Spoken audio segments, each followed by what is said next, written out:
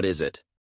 It is a filmmaking theory in which the director is seen as the greatest creative force in a film, a cornerstone of the French film movement known as the Nouvelle Vague, or New Wave. The director as auteur theory was advanced primarily in Bazin's newspaper, Cahiers du Cinéma, founded in 1951, in which two of its theorists participated, François Truffaut and Jean-Luc Godard, who later became the main directors of the French New Wave. When was it established? Originating in France in the late 1940s, but the auteur theory is how the American film critic Andrew Sarris called it in 1962, as an outgrowth of the film theories of some French film critics that were previously published. What is it about?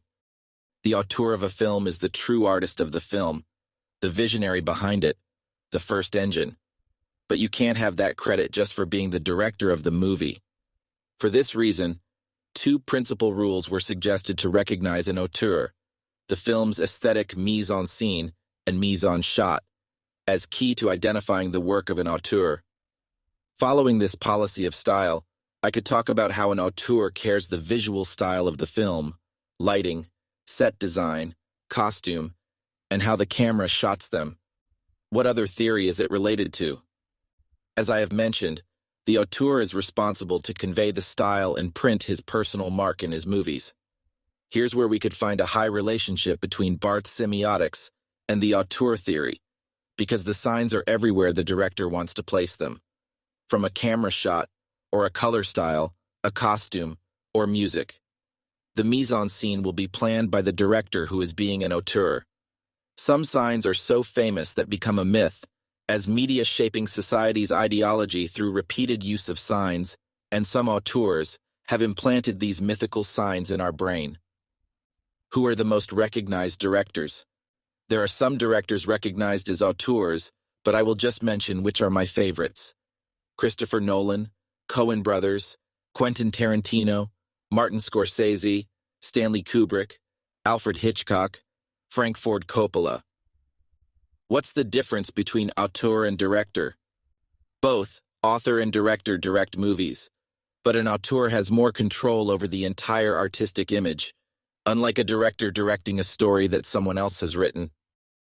Usually, one auteur has written the story on which the script is based, or the script itself, as well as directing the actors and having much input in photography and set design.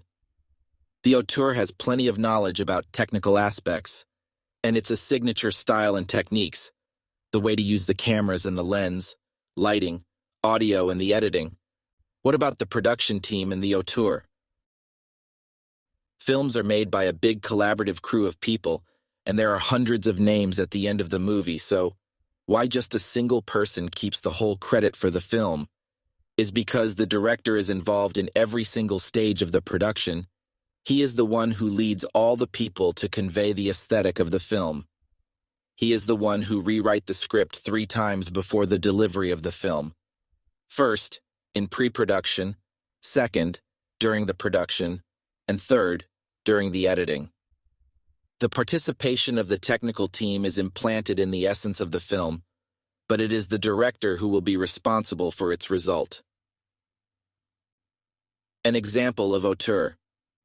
If we talk about time, chaos, family, and unexpected twists that take us to the same place where it all began, we are talking about Christopher Nolan, a craftsman who loves models and a faithful servant of celluloid, the controversial solemnity with which he tackles projects that, in the hands of others, would fall into the realm of empty entertainment, and his innate ability to offer auteur cinema capable of blowing up the box office has made this director one of the most relevant names in the industry in recent times.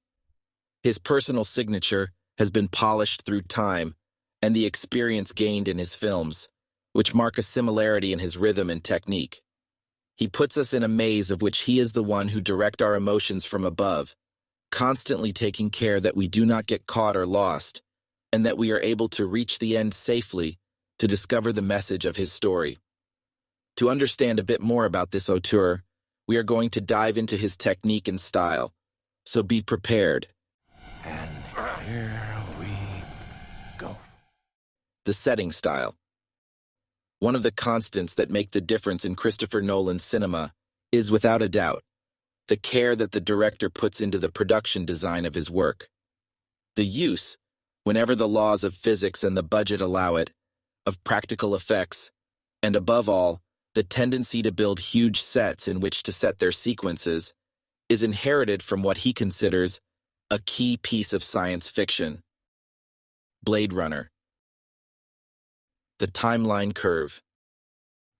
The way he plays with the timeline and twists reality to show us that we were wrong, believing in a false reality staged on purpose by the director to blow our emotions, but is that he seems to understand that subjectivism is about more than the idea that our appeal to factual knowledge, to an objective reality, is questionable. The manipulation of time.